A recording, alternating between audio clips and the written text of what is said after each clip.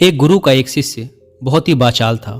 वह हर समय बोलता रहता, दिन भर इधर उधर की बातें करता, भिक्षाटन के लिए जाता तो हर घर से एक नई कहानी लेकर आता और आश्रम के दूसरे शिष्यों को सुनाता। एक शिष्य की दूसरे से बुराई करता, चुगली करता और दूसरों के सामने अच्छा बनने का प्रयास करता।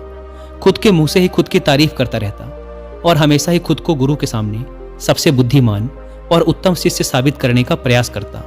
वह खुद को सभी शिष्यों से अलग और श्रेष्ठ मानता था। उसका कहना था कि मैं एक अमीर घर का लड़का हूं, अगर मैं चाहता तो एक आरामदायक और सुविधाओं से भरा जीवन जी सकता था, लेकिन मैं वो सब छोड़कर यहां आ गया क्योंकि मुझे सत्य की खोज करनी है, खुद को जानना है, जीवन को जानना है। इसीलिए मेरा त्याग तुम सबसे बड़ा है। एक दिन गुरु ने आश्रम के सभी शिष्यों को बुलाकर कहा, आप सभी को अगले 1 माह के लिए कोई ना कोई संकल्प लेना है। इससे आपकी संकल्प शक्ति मजबूत होगी और आप में आत्मशक्ति का संचार होगा। आप सभी अपनी अपनी सामर्थ्य के अनुसार कोई सा भी संकल्प ले सकते हैं और 1 माह से पूर्व आप में से जिस चीज का भी संकल्प टूटता जाए वो अपनी पुरानी दिनचर्या में वापस आते जाएं। सभी शिष्यों ने अपनी शक्ति के अनुसार छोटे बड़े संकल्प लिए और गुरु को अपने अपने संकल्प के बारे में बताकर वहां से चले गए। लेकिन वो बातूनी शिष्य खुद को सबसे अलग और बड़ा दिखाना चाहता था, इसीलिए वो सीधे गुरु की कुटिया में पहुंच गया और बोला, मैं कोई छोटा मोटा संकल्प नहीं लेना चाहता, बल्कि खुद की ही भांति एक बड़ा और महान संकल्प लेना चाहता हूं। कृपया आप ही बताएं, क्या संकल्प लेना चाहिए मुझे। उस बातूनी शिष्य की यह बात सुनकर गुरु मुस्कुराए और बोले, क्या तुम मेरे द्वारा दिए गए संकल्प को पूरा कर पाओगे? क्या तुम्हारे लिए उसे पूरा करना संभव होगा? नहीं, वो तुम्हारे लिए संभव नहीं है। तुम उसे पूरा नहीं कर पाओगे, इसीलिए तुम खुद ही कोई संकल्प ढूंढ लो। शिष्य ने कहा, नहीं गुरुदेव, आप जो भी संकल्प मुझे देंगे मैं जरूर उसे पूरा करूंगा, आप बताएं तो सही। गुरु ने कहा, ठीक है, तो तुम अगले 1 माह तक चुप रहोगे, मुंह से एक शब्द भी नहीं निकालोगे, यही तुम्हारा संकल्प है। शिष्य ने कहा, गुरुदेव, यह भी कोई संकल्प है? यह तो बहुत ही आसान है। 1 माह तक चुप ही तो रहना है। कोई बड़ा संकल्प दीजिए जो मेरी योग्यता के लायक हो, जिसे पूरा करने में मुझे समस्या हो। गुरु ने कहा, पहले तुम इस संकल्प को तो पूरा करके दिखाओ। शिष्य ने गुरु की बात मान ली। वह उसी समय चुप हो गया और पलटकर कुटिया से बाहर चला गया। उसे चुप रहना बहुत आसान लग रहा था। उसने एक दिन तो जैसे तैसे चुप रहकर काट लिया, लेकिन दूसरे दिन से उसके मन में ना बोलने का बोझ बढ़ने लगा। तीसरे दिन उसे भारीपन महसूस होने लगा और चौथे दिन उसके अंदर एक अजीब सी बेचैनी होने लगी, क्योंकि आसपास आश्रम के सभी शिष्य एक दूसरे से बातें कर रहे थे। वो भी अपना पक्ष उनके सामने रखना चाहता था, उनकी बोलती बंद कर देना चाहता था, लेकिन उसका संकल्प उसके आड़े आ रहा था। इसीलिए वो पूरे दिन सिर्फ मुंह और आंखें बनाता रहता। इसी तरीके से कुछ दिन और बीते और वह शिष्य बीमार पड़ गया। उसका सर फटा जा रहा था, उसका खाने पीने तक का मन नहीं कर रहा था, वह सिर्फ बोलना चाहता था। वह गुरु के पास गया और उनके सामने बैठकर लिखकर उन्हें बताया, गुरुदेव, मैं बोलना चाहता हूँ, बिना बोले मुझे सांस नहीं आ रही, मेरा दम घुटा जा रहा है, मैं अंदर ही अंदर पागल हुआ जा रहा हूँ, मैं क्या करूँ? संकल्प तोड़ दूं क्या? यह पढ़कर गुरु मुस्कुराए और बोले, संकल्प तो तोड़ने के लिए ही होते हैं, लेकिन जो अपने संकल्प को पूरा कर लेता है वही अपनी आंतरिक शक्ति को बढ़ा पाता है, और जो अपनी आंतरिक शक्ति को बढ़ा लेता है वह समझ और जागृति की राह पर आगे बढ़ जाता है। संकल्प का लेना भी तुम्हारे ही हाथ में था और इसे तोड़ना भी तुम्हारे ही हाथ में है।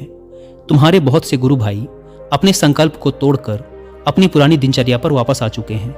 अगर तुमसे नहीं हो पा रहा तो तुम भी संकल्प तोड़कर अपनी पुरानी दिनचर्या पर वापस जा सकते हो। लेकिन याद रहे, अगर आज तुम इस छोटे से संकल्प को नहीं संभाल पा रहे तो तुम अपनी बाकी की पूरी जिंदगी को कैसे संभाल सकोगे? मुझे इस पर शक है। बाकी फैसला पूरी तरह से तुम्हारे हाथों में है। गुरु की यह बात शिष्य के दिल में चोट कर गई। वह बिना कुछ बोले वहां से वापस चला गया और खुद को अपनी कुटिया में बंद कर लिया। वह केवल अपने जरूरी कामों के लिए ही कुटिया से बाहर निकलता, बाकी सारे समय कुटिया के अंदर ही बैठा रहता। 15 दिन बीत चुके थे और आश्रम के लगभग सभी शिष्यों का संकल्प अब तक टूट चुका था, लेकिन उस वाचाल शिष्य का संकल्प अभी भी जारी था। संकल्प लेने के बाद से अब तक उसने एक शब्द भी ना बोला था। सारा आश्रम हैरान था कि इतना बोलने वाला इंसान चुप कैसे हो गया। 15 दिन बीतने के बाद वह दोबारा अपने गुरु के पास गया और लिखकर बताया, हे गुरुदेव, मैं बाहर से तो चुप हूं, लेकिन मेरे भीतर बहुत सी आवाजें हैं, बहुत सी चीख पुकार और शिकायतें हैं। मैं अंदर ही अंदर बात करता रहता हूँ। मेरा मन तरह तरह के प्रश्न पूछता रहता है। मैं बाहर से जितना मौन हूँ, भीतर से उतने ही शोर शराबे से भरा हुआ हूँ। मुझे शक हो रहा है, क्या मेरा संकल्प अभी भी जारी है? गुरु ने कहा, हाँ, तुम्हारा संकल्प अभी भी जारी है, लेकिन जब तक लोगों की ये आवाज़ें तुम्हारे कानों में पड़ती रहेंगी, तुम्हारा मन बोलता रहेगा, क्योंकि इसे तो आदत है बोलने की। तुम भले ही बाहर से चुप रहो, लेकिन तुम अंदर ही अंदर बोलते रहोगे। तुम्हें इन बातों से, इन आवाज़ों से दूर जाना पड़ेगा। शिष्य गुरु को प्रणाम कर वहां से चला जाता है और सुबह होते ही अपनी कुटिया छोड़कर जंगल की तरफ चला जाता है। कई दिन बीत जाते हैं, संकल्प का समय भी पूरा हो जाता है, लेकिन वो शिष्य लौट कर नहीं आता। आश्रम में सभी को डर था कि कहीं जंगली जानवरों ने उसे खा न लिया हो। इस बीच उसे ढूंढने की बहुत कोशिश की गई, लेकिन वो कहीं नहीं मिला। सभी गुरु भाइयों ने मान लिया था कि जंगली जानवरों ने उसे अपना शिकार बना लिया है, लेकिन गुरु को ऐसा नहीं लगता था। एक दिन आश्रम का एक शिष्य गुरु के पास आया और बोला, गुरुदेव, उस वाचाल शिष्य के साथ क्या हुआ होगा? क्या जानवरों ने उसे मार दिया होगा? गुरु ने कहा, हो सकता है कि जानवरों ने उसे अपना शिकार बना लिया हो, लेकिन उसके ना लौटने की एक दूसरी वजह भी हो सकती है। शायद उसे वो मिल गया है जिसके लिए वो गया था। शिष्य ने पूछा, गुरुदेव, क्या ज्यादा बोलना इतना हानिकारक होता है? गुरु ने कहा, इंसान के जीवन के बहुत सारे दुखों में से एक दुख ये भी है कि वो कभी चुप नहीं रह सकता, हमेशा कुछ ना कुछ बोलता ही रहता है। सिर्फ हमारे बोलने के कारण हमारे आधे से ज्यादा दुख पैदा होते हैं। परिवार के अधिकतर झगड़ों की वजह हमारा बेमतलब बोलना ही होता है। हम में से कोई भी चुप नहीं रहना चाहता, हम बस सामने वाले को सुना देना चाहते हैं। जो भी हमारे मन में है सब निकाल कर उसके मन में बैठा देना चाहते हैं। उसे समझा देना चाहते हैं कि देख, तू गलत है और मैं सही। आखिर ये कहाँ तक उचित है, क्योंकि दूसरा भी तो यही कर रहा है।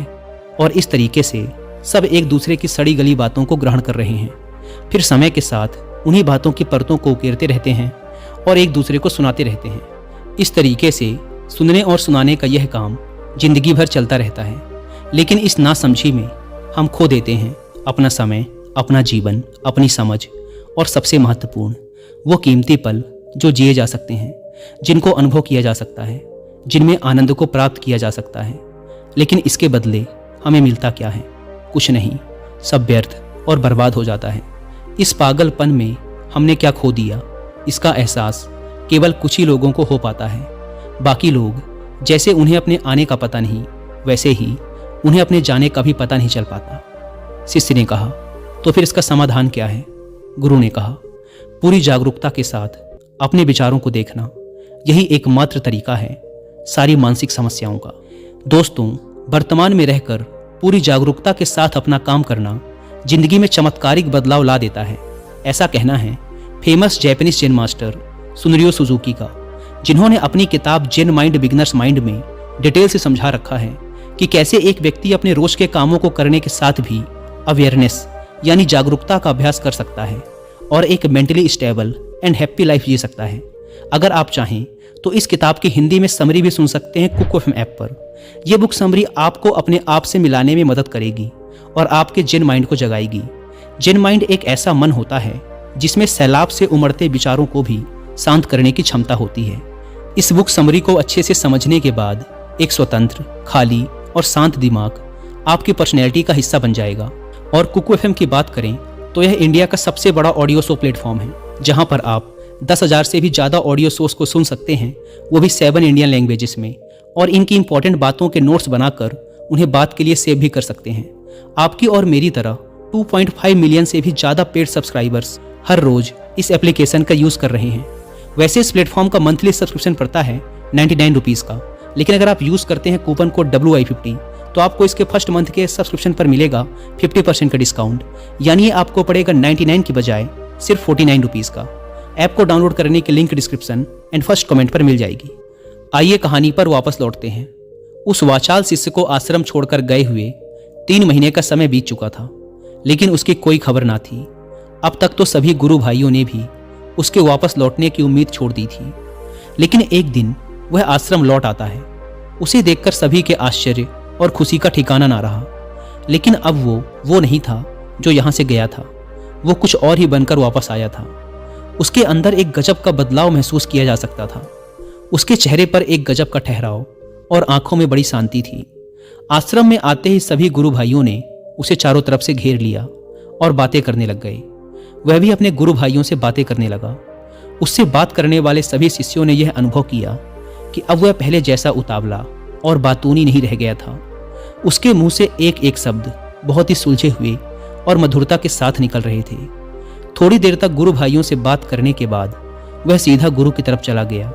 उसने गुरु के चरण छुए और कहा, गुरुदेव, क्या मैं अब भी मौन हूं? क्या अब भी मेरा संकल्प जारी है?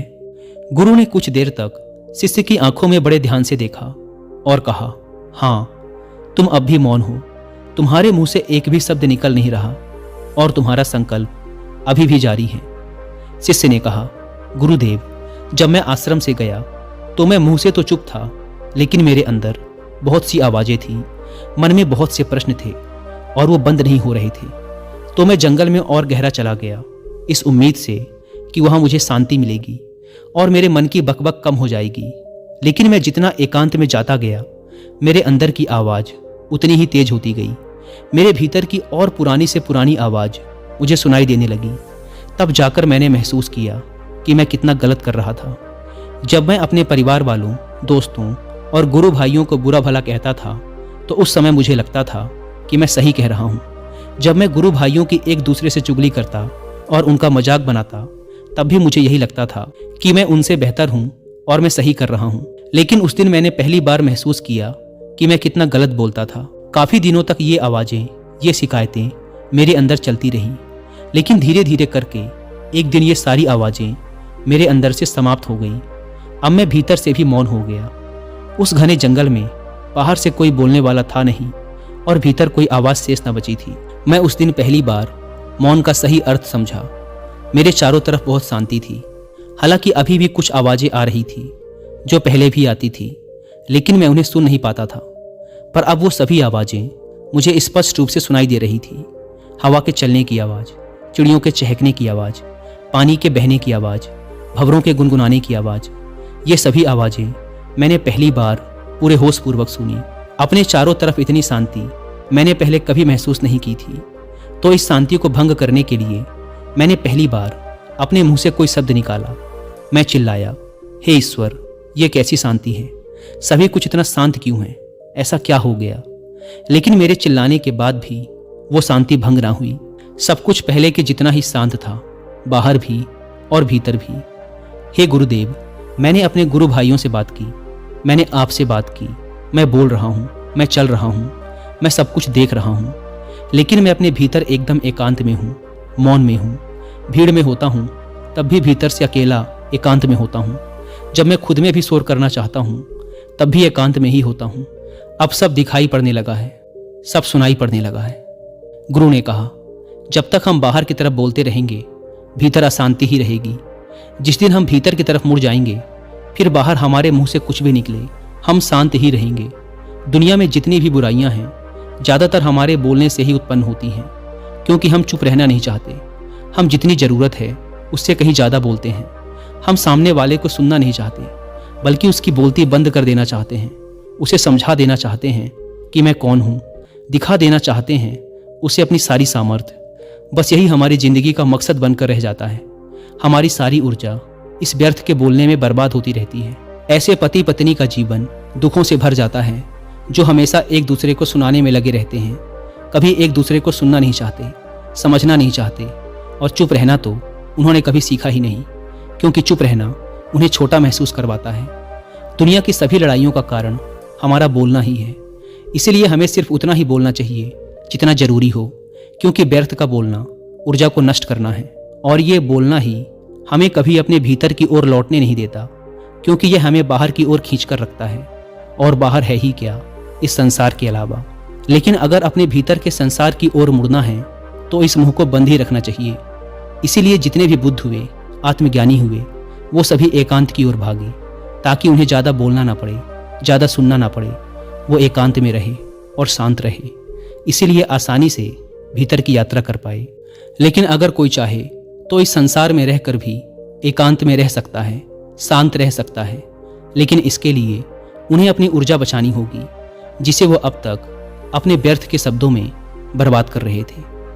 दोस्तों, इस कहानी की सीख यही है कि व्यर्थ का बोलना ऊर्जा को नष्ट करना है, और यह बोलना ही हमें अपने भीतर की ओर लौटने नहीं देता, क्योंकि यह हमें बाहर की ओर झुकाए रखता है।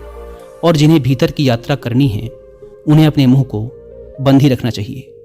मुझे उम्मीद है कि आपको यह कहानी पसंद आई होगी और काफ़ी कुछ सीखने को मिला होगा। अवेयरनेस को प्रैक्टिस करने और अपने जेन माइंड को जगाने के लिए आप कुकू एफएम पर जेन माइंड बिगिनर्स माइंड किताब की हिंदी में समरी सुनना ना भूलें। और मंथली सब्सक्रिप्शन पर 50% डिस्काउंट के लिए आप WI50 कूपन कोड का इस्तेमाल भी कर सकते हैं। धन्यवाद।